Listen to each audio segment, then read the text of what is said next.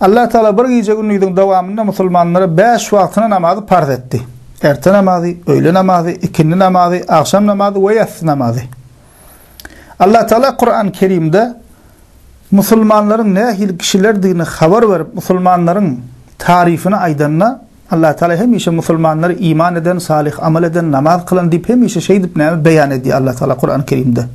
Misal için Bakara surasının 3. ayetini Allah Teala diyor: "Ellezîne yu'minûne bil gaybi ve yuqîmûne's-salâte ve mimmâ razaknâhum yunfikûn." Olar gayba iman ederler, yani olar kimler? Müslümanlar.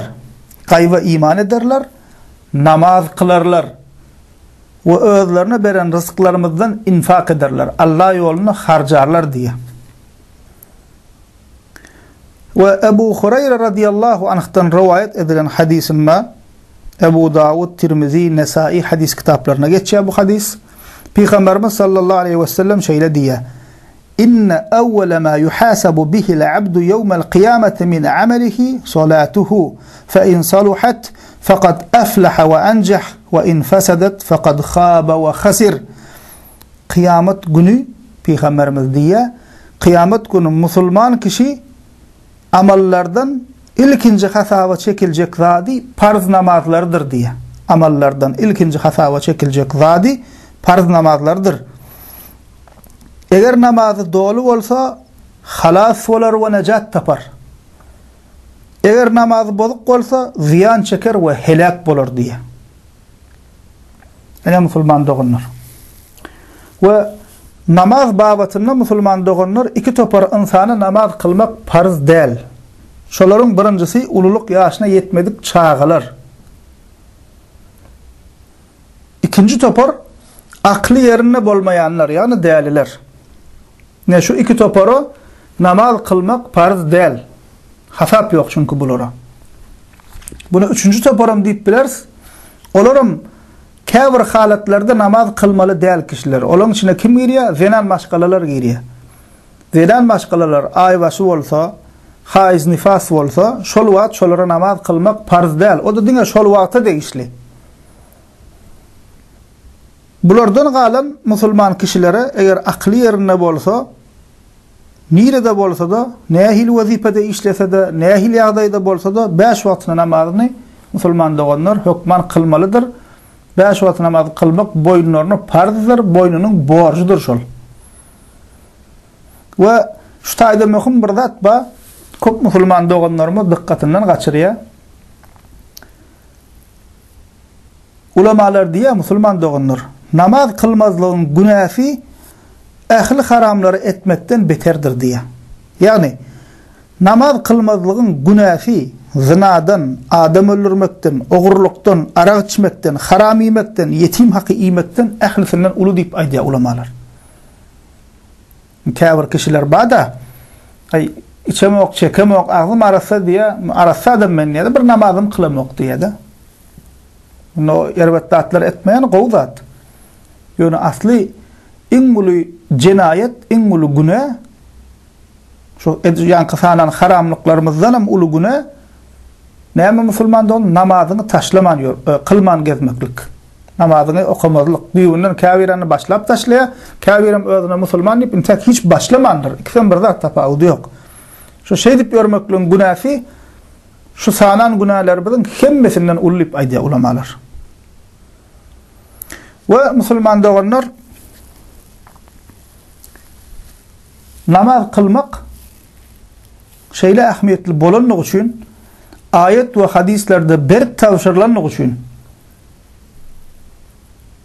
ehl-i sünnet ulamaları namaz kılman yoran adamın özüne Müslüman deyip iman ettim deyip namaz kılman yoran kişilerin yaltalığı sebeple ya başka bir sebeple Müslüman mı ya kafir mı deyip şu meselenin tartışıptırlar. Ehl-i sünnetin kitaplarında bar mesele, meşhur mesele. Azıcık dinle meşhur olayan kişiler bunu bilyenler. Bir topar ulama deyiptir, farzlığını inkar etmese kafir olmaz, fasık oluyor, günahkar oluyor. Ama deyiptir, kafir olmaz deyiptir. Yine bir topar ulamada ayet ve hadislere delillenip, esaslanıp, farzlığını kabul etse de, yaltılığı sebeple kılmanıyorsa, şol adam kafir olur deyiptir, imanı puca çıkar deyiptir. Golorum delili güýçlü. Golorum ayet we hadisten çıkarıp aýdýar. Indi bunu bärde agzamaklygymyzdan maksat näme? Musulman doganlar dogry düşünelim. Buna eşitip gidip planly kapır namaz kılan oklat, eýlen beýlen dip tekfirjiler ýalak bu işler meşgul bolaýman gepimize ýalňyş düşünüp. Bunun üçin aýdam ýok biz bunu bärde. Ina şol ihtilaf biziň kitaplarymyzda bar.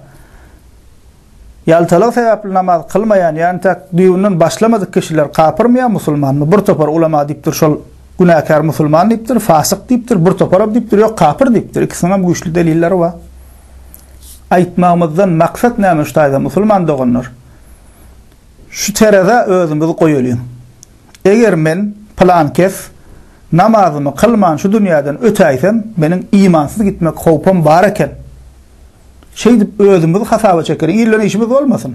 Ha bunu eşitip ol kapyr bul kapyr ýa ol zatlaryny hiç kelleňize getirmeň. Her kim özüne hasap bermeli, özüne jogap bermeli. Özümizi terede goýalym. Birden men kılmany gidäýsem imansyz gidäýmäýin diýip gorkmaly. Ýatlan musulman doganlar iblis ýekece secde etmänlik üçin kapyr bolly we jennetden gowully. Ýadyňda düşenler şu kıssa. İblis periştelerin arasında gezip burun barlyk. İblis Allah'ı inkar etmeye, cenneti cehennemi inkar etmeye, ahireti inkar etmeye. O iblisin Allah bolan imanı, cennet cehenneme bolan imanı inancı, şu zatların bardygyny hakdygyna bugun gezip burun bir näçe insanyň kydan artık o zatlara bolan iman nemesine inancyna hiç kemlik ýok. Özü periştelerin içinde gezip bora iblisin. Şu derejä ýeten asliyetinde şol näme periştelerin arasına goşulypdyr. Emma bir secde etmänlik üçin kapyr boldy. Şundan gowrat almaly. İblis Allah'ı inkar etmedi, cenneti cehennemi inkar etmedi. Emma Allah Teala diýen etmedi. Biz günde 5 wagt namaz kılmasak näçe tan secden terk edip oturýarys? Her rekatymyzda 2 secde bar. 5 wagt namaz kılýar, näçe onlarca secde terk edilip oturýar. Ha näme musulman doganlar şu terede özümizi goýalym. Gastanalym ertir buyrugyny ýok, ajal ertirem gelipler, häzirem gelipler, kimintelem gelipler. Şonuň üçin musulman doganlar Allah Taala'nın emrini, parzyny özümde ýük hasap etmeliň, şeytan bize bu ýoly azdyrmasyn. Hem Allah Taala'nın emrini musulman özüne agyr görermi? Begenip etmeli. Musulman doganlar namazyny begenip kılmaly. Näme işim bolsa bir qara goýun, namazymy bir kılaýyn, bir ýeňläýin. Allah Taala'nın bu öňüne borjum berjaýdy, bir Allah Taala dilege deyin. Yüreğim giňesin diýip şeýdip begenip musulman doganlar namazyny okamaly. Şoň üçin gaflata düşüp boran bolsak, oýana waralyň musulman doganlar. Hoştaýda bir söz we İmam Lalakaî rahmetullahi aleyh Ahl-i Sünnet'in imamlarından Şerh-i Usul İ'tikad Ahl-i Sünnet vel Cema'a diýen kitabynda bir söz aýdypdyr. Hakykatdan hem şol sözden biz ibret almaly. Diýär ki alimlerin binamaz kişi musulman mı ya kapır mı deyip ihtilaf etmeklerinin özü diye binamaz adam için yeterlik utançtır, maskaraçılıktır diye. Ve musulman doganlar şunu gowy pikirleneli.